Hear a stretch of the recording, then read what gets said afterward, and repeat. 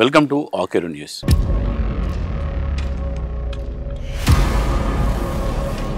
అసలు ఎందుకు ఈ అభివృద్ధి చేయాలని ఎందుకు అనుకున్నారు? మీకు ఇట్లాంటి ఆలోచన ఎందుకు వచ్చింది? గంగదే పెళ్ళారం ఇది గంగదే పెళ్ళారం ఇది అనుకుంటా కొట్టి. అయ్యో,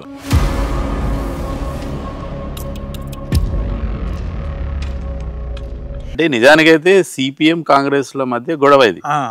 అది రెండు గ్రామాల మధ్య గొడవగా మారింది.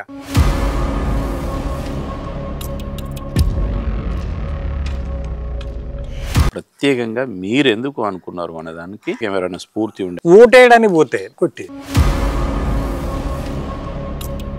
ఆదర్శ గ్రామంగా తీర్చిదిద్దే ముందు ఏ పని మొదలు పెట్టారు? చాలా మంది బూతులు తిట్టిండ్లు.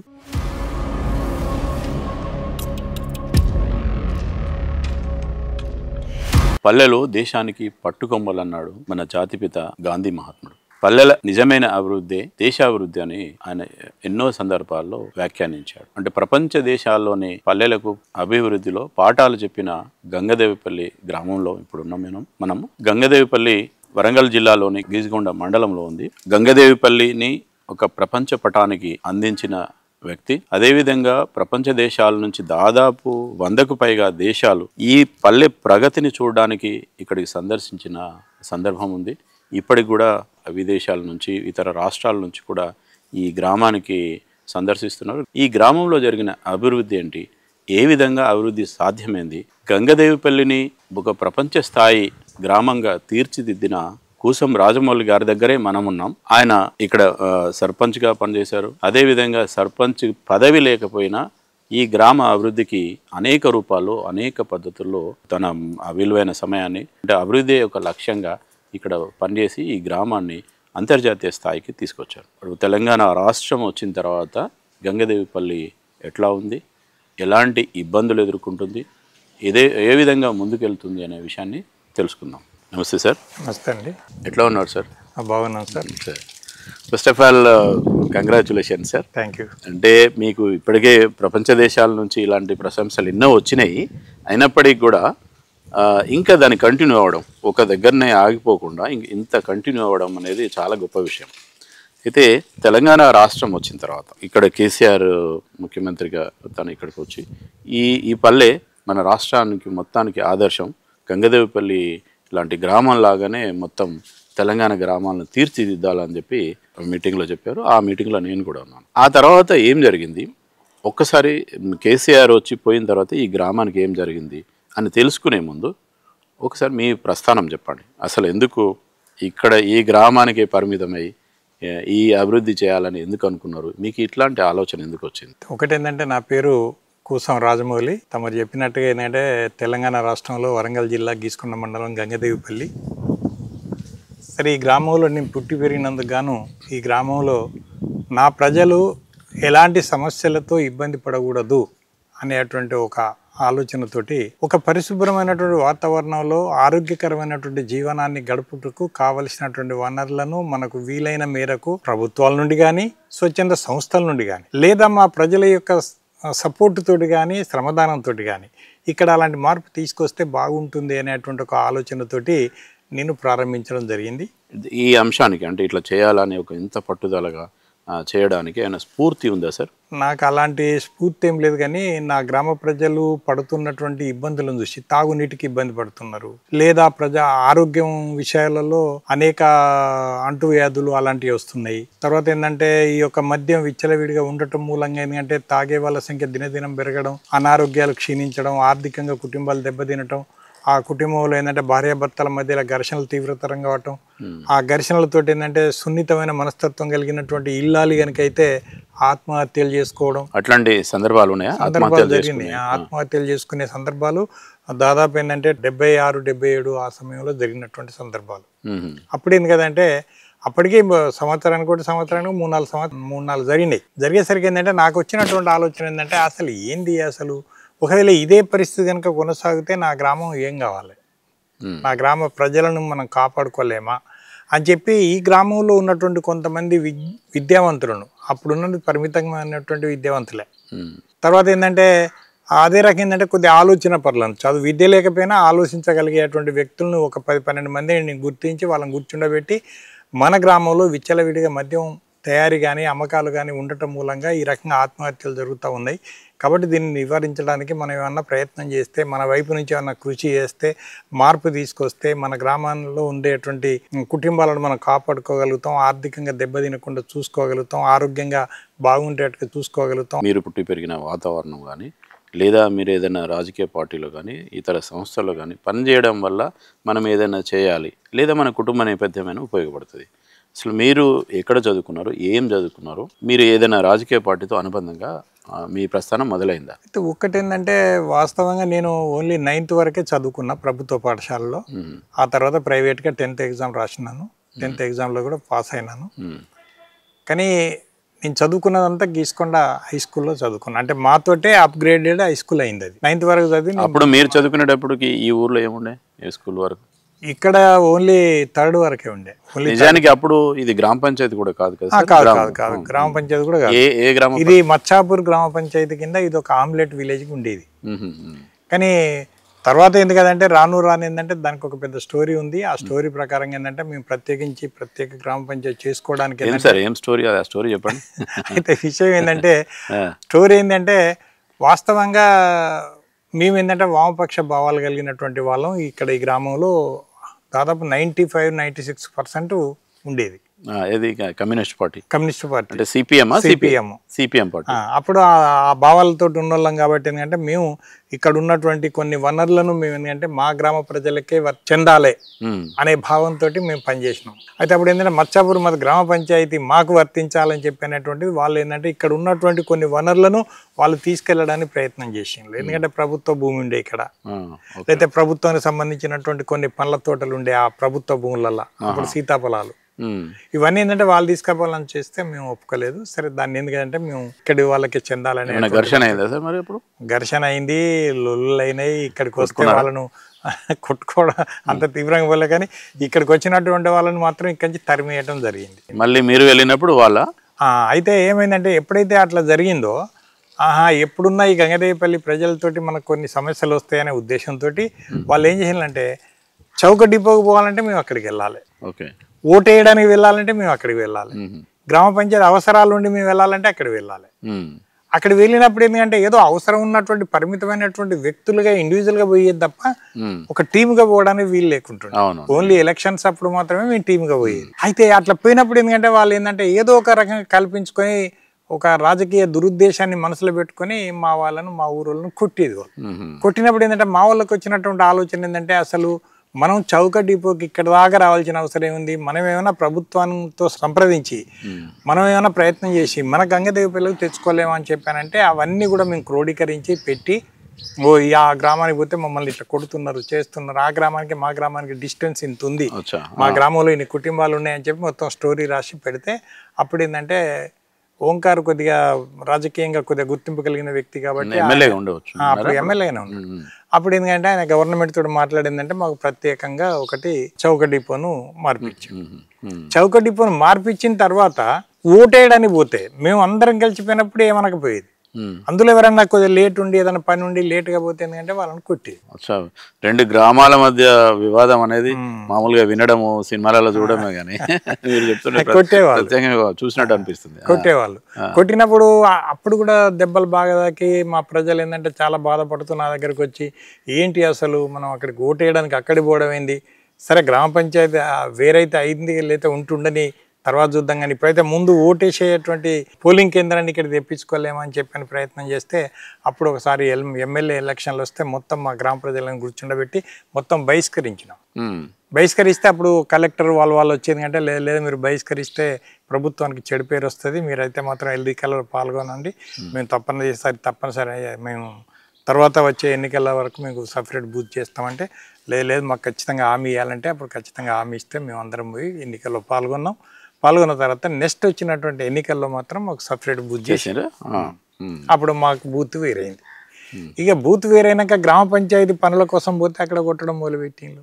అంటే నిజానికి ఇంత ఘర్షణ ఉండడానికి కేవలము అంటే రాజకీయ పార్టీల మధ్య వైరుధ్యమే. రాజకీయ ఘర్షణ ఇది. ఇక్కడేమో సిపిఎం పార్టీ ఉండేది, అక్కడ ఏముండేది సార్? కాంగ్రెస్. కాంగ్రెస్. ఓహో, అంటే నిజానికైతే సిపిఎం కాంగ్రెస్ ల మధ్య గొడవ ఇది. అది రెండు గ్రామాల మధ్య గొడవగా మధ్య అంటే మానవ సంబంధాలు కాకుండా మంచి గౌరవం లేకుండా మేము ఎంత ప్రశాంతంగా పోయినా కానీ అక్కడ ఏంటంటే కావాలని, అది కూడా మేము అందరం మా అటువంటి బాధ్యతలు ఉన్నప్పుడు చేయకపోయేది. ఎవరో ఒక రకంగా ఏంటంటే ఏదో అవసరాన్ని పోతే కొట్టే గంగదే పెళ్ళారం ఇది, గంగదే పెళ్ళారం ఇది అనుకుంటా కొట్టేది. అది మా గ్రామం ప్రజలకి ఏంటంటే. మరి ఇప్పుడు ఒక ఊరే మొత్తం కాంగ్రెస్ పార్టీ, ఒక ఊరు మొత్తం సిపిఎం పార్టీ లాగా ఉండేదా? అక్కడ కూడా మాకు ఉన్నది సిపిఎం పార్టీ ఉంటది కదా, ఉన్నది సింపతి ఉన్నది. అట్లా నెమ్మదిగా ఎందుకంటే ఎప్పుడైతే ఇట్లా కొట్టడం మొదలు పెట్టిందో ఒక్కొక్కటి మేము మార్చుకుంటామో అక్కడ ఎందుకంటే అక్కడ ప్రజలు కూడా ఆలోచించేటువంటి పరిస్థితికి వచ్చింది. ఎందుకంటే వాళ్ళని కొట్టడం మూలంగా మన ఊరు నుంచి వాళ్ళు విడిపోతా ఉన్నారు, దీంతో మనం బలహీన పడిపోతా ఉన్నాం, మనం ఎందుకంటే తగ్గిపోతా ఉన్నది. కాబట్టి ఇది మంచిది కాదని చెప్పి ఏంటంటే వాళ్ళు మాతో వచ్చి మాట్లాడడం చేయటం, వాళ్ళు మీతోటే ఉంటాం అని చెప్పడం అవన్నీ జరిగినాయి.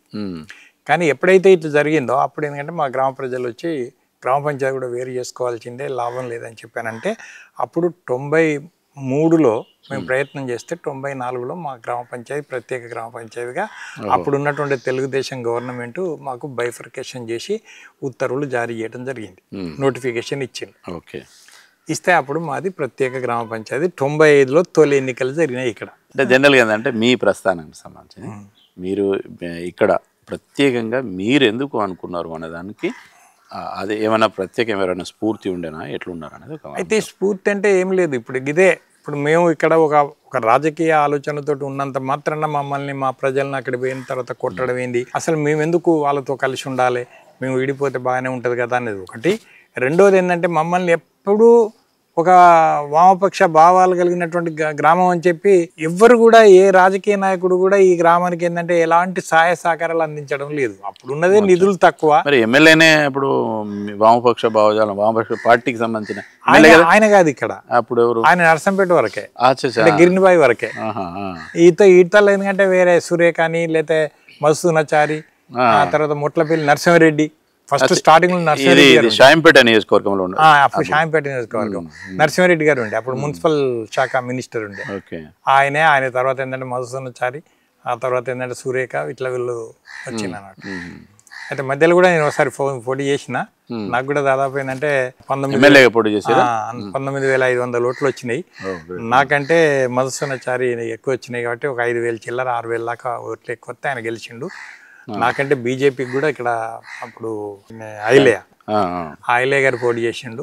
ఐలే గారు పోటీ చేస్తే మంది ఐలే గారు వారికేమో బీజేపీగా పోటీ చేసిండు. ఇప్పుడు ప్రధానంగా ఏంటంటే నా మధ్యలో ఉన్న మధుసూనాచారి మధ్యలోనే పోటీ జరిగింది. మధుసూనాచారి గెలిచిండు, నేను ఓడిపోయినా. ఇక తర్వాత మళ్ళీ ఎన్నికల జోలికి పోలే, ఎందుకంటే ఇక తర్వాత పైసలు పంచుడు బాగా వచ్చింది. కాబట్టి సిపిఎం పార్టీలో మీరు ఏ స్థాయి నాయకుడు ఉండే? నేను జిల్లా స్థాయిలో ఏంటి జిల్లా స్థాయి జిల్లా కమిటీ సభ్యుని. ఇప్పుడు ఏ పార్టీలో ఉన్నారు మీరు? ఇప్పుడు దాదాపు ఏంటంటే అభిమానిగా ఉండడమే తప్ప ఖచ్చితంగా పార్టీ అనేటువంటి ఇదివరకు లాగా సభ్యత్వం తీసుకొని అలా ఉండేటువంటి పరిస్థితి లేదు. ఎందుకంటే ఇక నాకంటూ గవర్నమెంట్ ఒక బాధ్యత ఇచ్చింది కాబట్టి ఆ బాధ్యతల వరకే సక్రమంగా నిర్వర్తించి గ్రామ స్థాయి వరకే, గ్రామం వరకే ఇతర గ్రామాలకు ఆదర్శంగా చూపించు. నా గంగదేవిపల్లి లాగా ఇంకా ఎన్ని గ్రామాలు వీలుంటే అన్ని గ్రామాలు అభివృద్ధి చేయడానికి నా వైపు నుంచి నా అనుభవాలను వాళ్ళకి అందియాలనేటువంటి ఆలోచనతోటి గ్రామం వరకే పరిమితమైన. దీనికంటే ముందు నేను సొసైటీలో ప్రెసిడెంట్ ఉన్నా ఒక 7 years. దాంట్లో కూడా నేను ప్రెసిడెంట్ ఉన్నప్పుడు అనేక యాక్టివిటీస్ చేసినాం. కాటన్ జిన్నింగ్ మిల్ పెట్టినాం, కాటన్ వ్యాపారం చేసినాం. కాటన్ వ్యాపారంలో వరంగల్ గ్రెయిన్ మార్కెట్ కంటే ఇక్కడికి తీసుకొచ్చినటువంటి రైతులకు 100 రూపీస్ అడిషనల్గా ఇచ్చేది క్వింటాల్కు. సొసైటీలోనే డైరెక్ట్ మార్కెటింగ్ చేసేది. అక్కడ జిన్నింగ్ మిల్ పెట్టి బేల్స్కు వరంగల్ పోయి బేల్ కొట్టించి పంపిస్తే అక్కడ అమ్మిన తర్వాత వచ్చిన లాభాల నుంచి సొసైటీ బెనిఫిట్ తీసుకొని మిగతా లాభాలు రైతులకే పంచిచ్చేది అన్నట్టు. ఒకవేళ మా సొసైటీ సభ్యుడై ఉండి క్రాప్ లోన్ తీసుకుంటే అతను తీసుకున్నటువంటి లోన్ కిందనే తను పండించిన కాటన్ కనుక పెట్టేస్తే ఇంట్రెస్ట్ లేదు, ఇంట్రెస్ట్ లేకుండా ఓన్లీ అసలు వరకే రైతులకు మరింత ఉపయోగకరంగా ఉండేది. అమ్మా నాన్న పేర్లు ఏంటి? అమ్మా నాన్న ఏం చేసేవారు? మా నాన్న పేరు రాజలింగం, మా అమ్మ పేరు లచ్చమ్మ. వాళ్ళు ఏంటంటే వ్యవసాయ కుటుంబం, మధ్యతరగతి కుటుంబం. వాళ్ళు ఏమన్నా మీ ఫాదర్ ఏమన్నా ఇట్లా చేయడం అలాంటిది ఏం లేదండి. ఆయన వ్యవసాయం తప్ప ఇంకేం లేదు. మా బ్రదర్ కానీ మా ఫాదర్ కానీ వ్యవసాయమే, ఇక వ్యవసాయం తప్ప ఇంకేం లేదు. నేను కూడా చాలా రోజులు వ్యవసాయం చేసిన.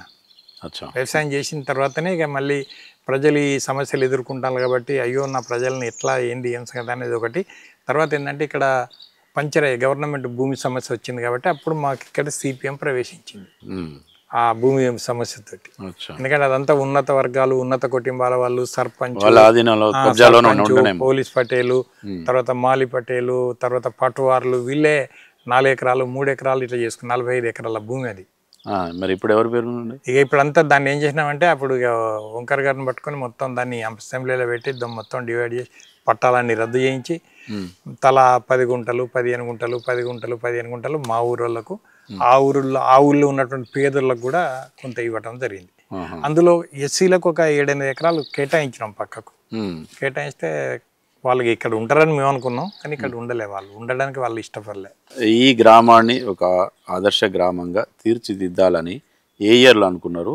ఏ ప్రత్యేకమైన ఏదైనా సందర్భం ఉందా? 75-76లో అనుకున్నాం అండి.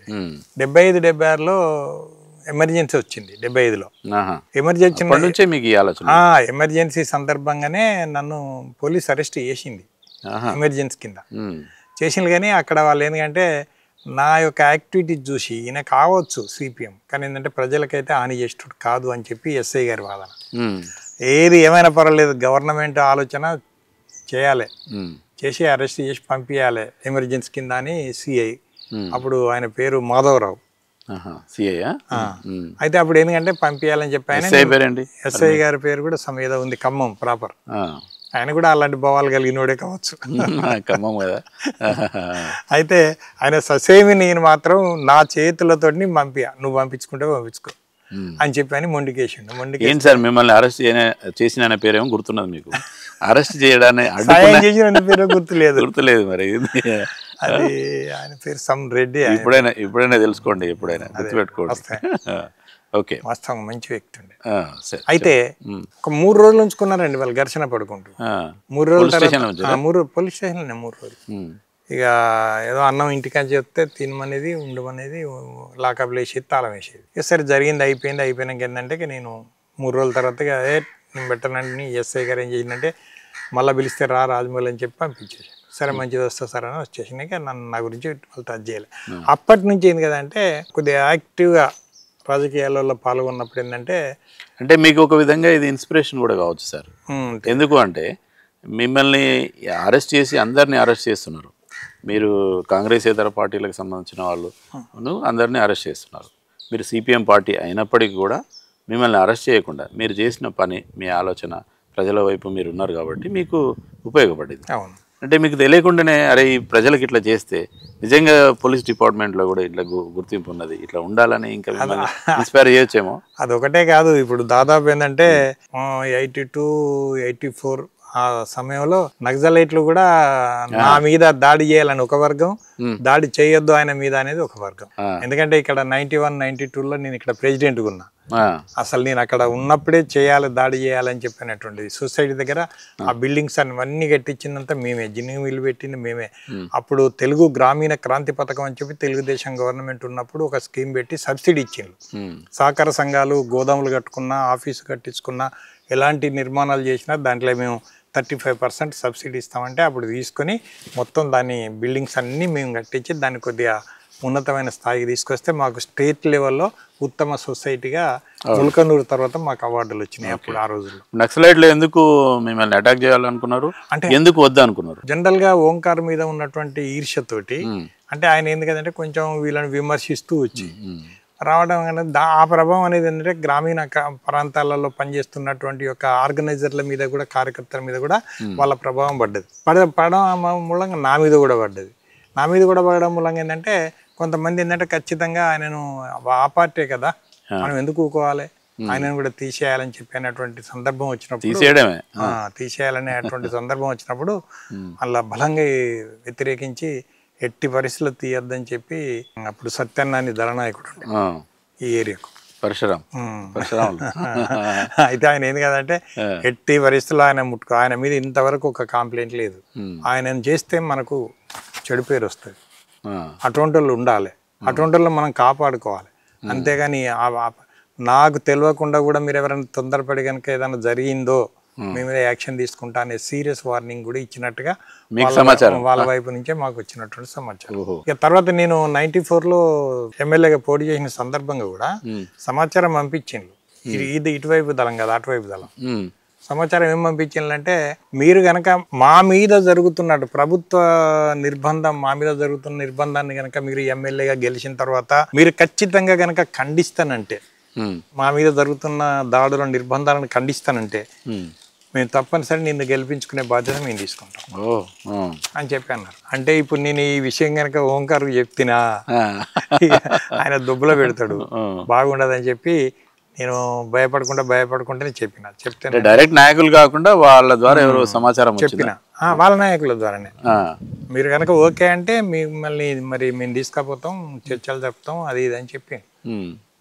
చర్చలు అంటే మరి ఇప్పుడు ఇక్కడ నేను ముందు పర్మిషన్ తీసుకోవాలి కదా అనే ఉద్దేశంతో చెప్తే, ఏది ఏమైనా పర్లేదు అలాంటి సంబంధాలు పెట్టుకోకు, అట్లా పెట్టుకున్నట్టయితే మళ్ళీ ప్రభుత్వం నుంచి నిర్బంధం వస్తుంది అంటే సరిగా వస్తే రాని అని చెప్పి అనుకున్నాం. కానీ ఆయన ఒప్పుకోకపోతే కదా ఆ సంబంధం, ఆ గెలుపు ఓటముల సంగతి వదిలిపెట్టినాం, ఎన్నికల్లో నిలబడ్డాం.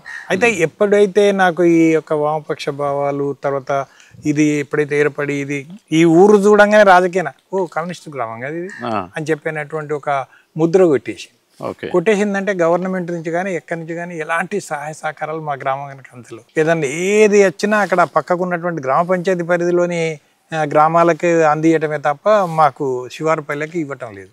కాబట్టి నాకు వచ్చింది, ఏంది అసలు ఎందుకు ఇంత ద్వేషంతో చూస్తా ఉన్నారు దీన్ని, మనం ఏదో ఏ రకంగానైనా మా ప్రజలు ఎలాంటి ఇబ్బందులతోటి ఎలాంటి కష్టాలతోటి అధికార పార్టీ గ్రామాలలో ప్రజలు సౌకర్యాలు పొందుతున్నటువంటి సౌకర్యాలను చూసి మేము ఇక్కడ కమ్యూనిస్ట్ పార్టీగా ఉండటం మూలంగానే మాకు అది అందటం లేదు అని చెప్పినటువంటి ఆలోచన రావద్దు అనేటువంటి ఉద్దేశంతో ఏంటంటే నేను ఆలోచనతోటి రాజకీయ నాయకులతో కూడా దగ్గర సంబంధం పెట్టుకుని, అంటే పార్టీ ఇదే అయినప్పటికీ కూడా వాళ్ళతో కలిసి వేరే రాజకీయ పార్టీలతో కూడా ఉంటే నేను ఏ ఎమ్మెల్యే దగ్గర పోయినా ఆయన వెంటనే పిలుస్తారు, ఆ రాజమౌళి ఏంది ఏం సంగతి ఏం వచ్చినావు అని చెప్పానంటే ఇట్లా సంగతి అంటే ఏదున్నా నా వ్యక్తిగత విషయాల కోసం అయితే నేను పోకపోయేది, నా గ్రామ అవసరాల కోసమే పోయేది, చెప్తే ఏంటంటే సరే మంచిది రాజమౌళి నీకు ఇస్తాం పో చేస్తాం పో అని చెప్పినది. ఆ రకంగా అందరూ కూడా సహాయ సహకారాలు అందించిన వాళ్ళు. ఈ కొండ సురేఖ కూడా సహాయ సహకారాలు అందించినటువంటి వాళ్ళు, ఎందుకంటే సురేఖ గారు కూడా వాళ్ళ ఎమ్మెల్యేగా ఉన్నారు. తర్వాత ఏంటంటే కొండ మురళి గారి దగ్గరికే మేము పోయేది ఎక్కువ, ఎందుకంటే వారు ఓకే అంటేనే కదా ఇక్కడ మేడం గారు ఇచ్చేది, కాబట్టి వారి దగ్గర పోయేది. వారు కూడా ఎందుకంటే ఓకే అనేది వాస్తవంగా, ఎందుకంటే వాళ్ళ గ్రామాలకు ఎంతైతే సాయం చేసేదో మా గ్రామానికి కూడా చేసేది. కాకపోతే ఏంటంటే వాళ్ళ కార్యకర్తల ముందు కొద్దిగా నన్ను ఏదో దూరం చేసినట్టు, ఎందుకంటే వాళ్ళు ఇక మీరు చెప్పిలు ఆ సామెత లాగానే వాళ్ళ ముందు ఏంటంటే వాళ్ళు ముందు నేనేదో దగ్గర అని చెప్పి అనిపించుకుంటే బాగుండదు అని చెప్పినట్టుగా ఆయన కూడా బ్యాలెన్స్ లో చూసుకోవాలి కదా, ఆ బ్యాలెన్స్ కోసం ప్రయత్నం చేసేది. కాకపోతే ఏంటంటే నాతోటి మాత్రం చనువుగా ఉండేది, మంచిగా ఉండేది, ప్రేమగా ఉండేది. ఓకే, ఈ గ్రామంలో మొత్తంగా ఏ పని మీరు ముందు ఆదర్శ గ్రామంగా తీర్చిదిద్దే ముందు ఏ పని మొదలు పెట్టారు? ఫస్ట్ స్టార్టింగ్ లో మా గ్రామంలో మద్యం అనేది లేకుండా నివారించడానికి నేను 2 years కష్టపడ్డానండి. కానీ అదే చాలా కష్టమైన పని కదా సార్? చాలా కష్టమైంది, చాలా అవమానాలు వచ్చినాయి, చాలా మంది బూతులు తిట్టిండ్లు, పోలీస్ కేసులు అయినాయి. ఎవరు బూతులు తిట్టేటోళ్ళు? ఎవరు? తాగేటోళ్ళు. ఏమని తిడతారు? ఎందుకని? ఎందుకంటే ఏదో అందుబాటులో పొద్దుంత కష్టం చేసి వచ్చి ఏదో అందుబాటులో ఇంత దొరికితే తాగి ఇక్కడ సపడే కూకుందాం అనుకుంటే నువ్వు ఇది లేకుండా చేస్తే మేము ఎక్కడికి పోవాలి? మా పరిస్థితి ఏంది? అసలు నీ సొమ్మే అని ఇస్తానవా, నీ అది ఇస్తానా ఇది ఇస్తాను బూతులే. ఇక ఆ బూతులు విన్నప్పుడు మా ఇంట్లో మా కుటుంబ సభ్యులు నీకు ఎందుకు వచ్చిందిరా ఇది లేనిపోయింది, వాళ్ళు తాగుతేంది తందనాలు ఆడుతేంది ఏదైతే నీకేంది, ఇది వాళ్ళ కోసం నువ్వు చేస్తా అంటే వాళ్ళకి ఎట్లా మాట్లాడతానని చెప్పి వాళ్ళ మాటలు విని వీళ్ళు కొద్దిగా బాధపడి నాతో అనేవాళ్ళు. కానీ మేము మొట్టమొదటి ప్రజలను కూర్చుండబెట్టి మీటింగ్లు పెడుతున్న సందర్భం లోపలనే మనం కనుక దీన్ని స్టార్ట్ చేస్తే మనకు ఇలాంటి సమస్యలు వస్తాయి, ఇలాంటి అవమానాలు వస్తాయి, ఇలాంటి మాటలు వస్తాయి, ఇలాంటి దాడులు వస్తాయి, ఇలాంటి కేసులు వస్తాయి అని ముందు ప్రజల లోపల బలంగా అవగాహన తీసుకొచ్చినాకనే అప్పుడు దీన్ని స్టార్ట్ చేసినాం. అప్పుడు ఏంటంటే మద్య నిషేధ కమిటీ అని ఒకటి స్టార్ట్ చేసినాం. ఆ మద్య నిషేధ కమిటీ తోటి ప్రారంభించినప్పుడు 82 వరకు మేము పూర్తి స్థాయిలో, అప్పుడు గవర్నమెంట్ తారాయి దుకాణాలు కూడా ఉన్నాయి, 100 పావులు పెట్టి కొలిచేటువంటి. అప్పుడు దాన్ని కూడా ఎందుకు ఇక్కడ మరి అది ఉంటే కూడా మంచిది కాదు కదా అని చెప్పి ప్రజలు కోరుకుంటే ప్రజలు తర్వాత అప్పటికి ఇక్కడ లోకల్ మేడ్ సారాయి గుడంబ అమ్మే వాళ్ళు తయారు చేసే వాళ్ళని అందరినీ సమీకరించి అది కూడా లేకుండా చేస్తే వాళ్ళు కూడా అన్ని ప్రలోభాలు పెట్టాలని అన్ని ప్రలోభాలు పెట్టింది. ఎందుకంటే దీని ఎఫెక్ట్ మిగతా గ్రామాల మీద పడితే మా బిజినెస్. ఎవరు మిమ్మల్ని ప్రలోభ పెట్టింది? ఈ వంకాయలపాటి వెంకయ్య అని చెప్పి అప్పుడు ఒక పెద్ద సారాయి కాంట్రాక్టర్ ఉండే జిల్లాలో కాంట్రాక్టర్ పెట్టి సబ్ లీజ్కి ఇచ్చేవాళ్ళు. ఏమి ఇస్తున్నారు సార్ మీకు? ఏమన్నారంటే వాళ్ళు వచ్చేది కంటే ఫస్ట్ మీ గ్రామంలో బంద్ చేస్తే కనుక దీని ప్రభావంతో మిగతా గ్రామాలలో కూడా బంద్ చేస్తే మా వ్యాపారం దెబ్బతింటది, కాకపోతే మీ గ్రామంలో ఉండనియండి, అది అమ్ముడు పోకపోయినా పర్లేదు, షాప్ బంద్ అయిందనే పరిస్థితి రానియకండి, కాకపోతే ఏంటంటే మీకేమన్నా మీ ఊళ్ళో గుడి కావాలన్నా ఓ బడి కావాలన్నా ఏం కావాలన్నా చెప్పండి అంటే మీ పాప మీకేమైనా కావాలని అడగలేదు. అడిగితే నేను అంగీకరించలేదు. ఎందుకంటే వ్యక్తిగతం మీకేమన్నా కావాలంటే కూడా ఇస్తామండి అంటే మాకు కూడా అసలు అప్పుడు నేను పార్టీకి కూడా ₹1 అడగలేదు వాళ్ళని, పార్టీకి కూడా చందాలు ₹1 అడగలే. ఎందుకు అడగలేదంటే వాళ్ళ దగ్గర తీసుకుంటే ఎందుకంటే మనం ఇక వాళ్ళకు లొంగి ఉండాలి. ఇక్కడ గుడంబ కేంద్రాలు ఉంటే కూడా ఆ కుటుంబాలతో మాట్లాడి వాళ్ళకు నెలకింత ఇవ్వమని చెప్పి వాళ్ళని కూడా బంద్ చేయించినాం. అప్పుడు నెల వాళ్ళకు డబ్బులు ఇచ్చేవాళ్ళు వాళ్ళు మా ద్వారానే. అట్లా కూడా ఇక్కడ కొద్దిగా ప్రశాంతంగా ఉండాలి. గుడంబాలను బంద్ చేయడము, సారా బంద్ చేయడము అంటే చాలా మామూలు విషయం కాదు. అంటే మొత్తం భారతదేశం అంతా కూడా ఈ గుడంబ ఇట్లాంటి సారాయికి సంబంధించిన బెల్ట్ షాపులు ఇవన్నీ పెద్ద ప్రమాదంగా ప్రజల జీవన విధానాన్ని విధ్వంసం చేస్తారు. ఎక్కడ ఎవరు చేసినా చాలా ఇబ్బందికరమైనది ఉంటుంది. మిమ్మల్ని అంత ఈజీగా ఎట్లా నమ్మి? ఒక్కటి మాత్రం సరే, ఇప్పుడు మీడియా ద్వారా నేను విజ్ఞప్తి చేసేది ఏంటంటే ఏ గ్రామంలో అయినా ప్రజలు ఇబ్బంది పడుతున్నటువంటి సమస్యల వల్ల ఎన్ని రకాల ఇబ్బందులు ఉన్నాయి, ఆర్థిక పరంగా ఏమి నష్టం ఉంది, ఆరోగ్యపరంగా ఏమి నష్టం ఉంది, సమాజ పరంగా గౌరవ ప్రతిష్టలకు ఏ రకంగా భంగం కలుగుతుంది అనేది ముందు ఆ నాయకుడు అనేవాడు ఏంటంటే దాన్ని బాగా స్టడీ చేయాలి. స్టడీ చేసి ఏం చేయాలంటే ఇది ప్రజల లోపల బలంగా చెప్పాలి. ముందు ఏంటంటే దానివల్ల కలిగే నష్టాలు చెప్పాలి. ఈ ఉన్నటువంటి ఈ యొక్క దీనివల్ల ఇన్ని రకాల నష్టాలు జరుగుతున్నాయి, ఇది మన అందరం కలిసికట్టుగా కనుక దీన్ని లేకుండా నిర్మూలించుకుంటే ఈ లాభాలు జరుగుతాయి. కానీ చెప్పే నాయకుడు నిజానికి అంతే ఆదర్శంగా, అంతే నిజాయితీగా, అంతే అంకిత భావంతో ఉంటే తప్ప ఆ జనం అంతే. ఇప్పుడు నేను అది బంద్ చేయమన్నానండి, నేను కనుక తాగుతూ నేను దాన్ని బంద్ చేయమంటే వాళ్ళంతా బంద్ చేస్తారా? అదే మరి అసలు వాస్తవంగా నేను తాగాను, నేను అలాంటి ముట్టుకోను. కాబట్టి ఏంటంటే నేను ధైర్యంగా వాళ్ళతోటి సాహసంగా చెప్పగలిగిన, నా గురించి వాళ్ళకి తెలుసు. కాబట్టి ఏంటంటే నేను ప్రజలు నమ్మడానికి కూడా నాకు 2 years పట్టిందండి. 2 years పట్టింది. 2 years దాకా నేను 15 రోజులకు ఒకసారి, నెల రోజులకు ఒకసారి, 10 రోజులకు ఒకసారి కూర్చోబెట్టడం. ఈ యొక్క మద్యం వల్ల ఎలాంటి నష్టాలు ఉన్నాయి, ఆరోగ్యపరంగా ఏమి నష్టం, తాగి ఆరోగ్యం చెడిపోయిన తర్వాత వైద్య ఖర్చులు ఎట్లయితాయి, వైద్య ఖర్చులు అయ్యే పరిస్థితి వచ్చిన తర్వాత, బలహీనత ఏర్పడ్డ తర్వాత తన వల్ల తన కుటుంబానికి వచ్చే ఆదాయం ఎట్లా పడిపోతా ఉంది. తాగడానికి డబ్బులు, తాగి ఆరోగ్యం చెడిపోయినాక వైద్యానికి డబ్బులు, తన వల్ల తన కుటుంబానికి వచ్చే ఆదాయం పడిపోవడం. ఈ 3 రకాల ఆర్థిక భారాలు ఆ కుటుంబం మీద పడ్డాక ఆ కుటుంబం ఏంటంటే అప్పుల బాధల్లో కూరుకుపోవడం. అప్పుల బాధలు ఎక్కువైన తర్వాత భార్యాభర్తల మధ్యలో ఘర్షణ. ఏమయ్యా నేను చెప్పినా వినకపోతే నీ ఆరోగ్యం చెడగొట్టుకుంటే మన పిల్లలు ఏంది, మన ఇల్లు ఏంది, మన ముంగిలు ఏంది, మన వ్యవస్థ ఏంది, పరిస్థితి ఏంది అని గట్టిగా తీవ్రంగా మందలిస్తుంది. ఇప్పటికైనా మాను, నీ ఆరోగ్యం కాపాడుకో, మన పిల్లల కోసం, మన కుటుంబం కోసం అంటే ఏంటంటే నాకు కోపం వస్తుంది. బంద్ చేయమంటే నాకు కోపం వస్తుంది. అంతే కోపం వస్తుంది, గొడవలు అయితే ఆ ఘర్షణలో అంటే ఒక విధంగా హత్యలో జరిగిన సందర్భాలు కూడా ఉంటాయి. హత్యలేవు, అప్పుడు ఆత్మహత్యలే. వీళ్ళు మాట్లాడే మాటలు ఏంటంటే కొంతమంది మొండి గుండె కలిగినటువంటి వాళ్ళు అయితేనేమో పో నువ్వెంత చెప్పినా మాంతలేవు, నీ ఇష్టం, నువ్వు తాగు సాగు బతుకుపో, నా పిల్లల కోసమైనా నేను బతుకుతా అని మొండిగా బతుకుతారు మహిళలు. కొంతమంది ఏంటంటే సున్నితమైన మనస్తత్వం కలిగిన వాళ్ళు ఉంటారు, భరించలేరు ఆ మాటలు, అంటే అంత అవమానకరమైన మాటలు మాట్లాడతారు. సమాజంలో బయటికి వెళ్ళినా కూడా చాలా ఏమాత్రం గౌరవం లేకుండా అవుతుంది. అయ్యేసరికి ఏంటంటే దాన్ని చూసినప్పుడు ఏంది కదా అంటే అలాంటి వ్యక్తులు ఎందుకంటే సున్నితమైన మనస్తత్వం కలిగిన వాళ్ళు వెంటనే ఆత్మహత్యలు చేసుకుంటారు. అట్లా 3-4 జరిగినాయి మా గ్రామంలో. దాన్ని చూసి మాకు చెల్లించిపోయినాం, దీన్ని లేకుండా చేసుకున్నాం. Very good sir. 82లో 100% పూర్తయిందండి. ప్రభుత్వ సారాయి దుకాణం కానీ, బెల్ట్ షాపులు కానీ అన్ని మొత్తం బంద్ చేసినాం. అందరు కూడా సహకరించారు. మద్య నిషేధ కమిటీ కంటికి రెప్పలాగా ఎక్కడికి వచ్చినా, మా ఊరి పొలిమేరకు వచ్చినా వెంటనే పసిగడతారు, దాన్ని ధ్వంసం చేస్తారు. స్టార్టింగ్లో ఎందుకంటే నెత్తి మీద పెట్టి ఊరేగింపు చేసినాం వాళ్ళని, చెప్తే వినకపోతే.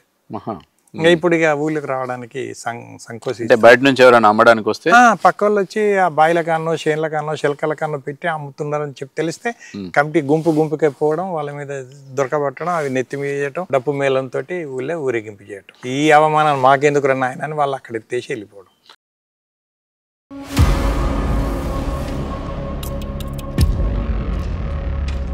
గంగదేవిపల్లి గ్రామం మిగతా గ్రామాలతో పోలిస్తే ఏమి ప్రత్యేకత ఉంది?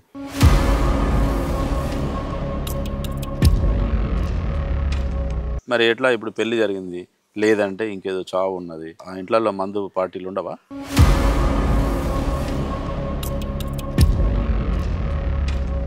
ఈ దగ్గర ఎస్సీ కులము లేదు కాబట్టి ఇవాళ గంగదేవిపల్లి ఇవాళ ఆదర్శ గ్రామంగా తీర్చిదిద్దబడింది. ఒకవేళ ఉంటే అది సాధ్యం కాకపోవు అన్న ఒక చర్చ ఉంది. మీరేమంటారు?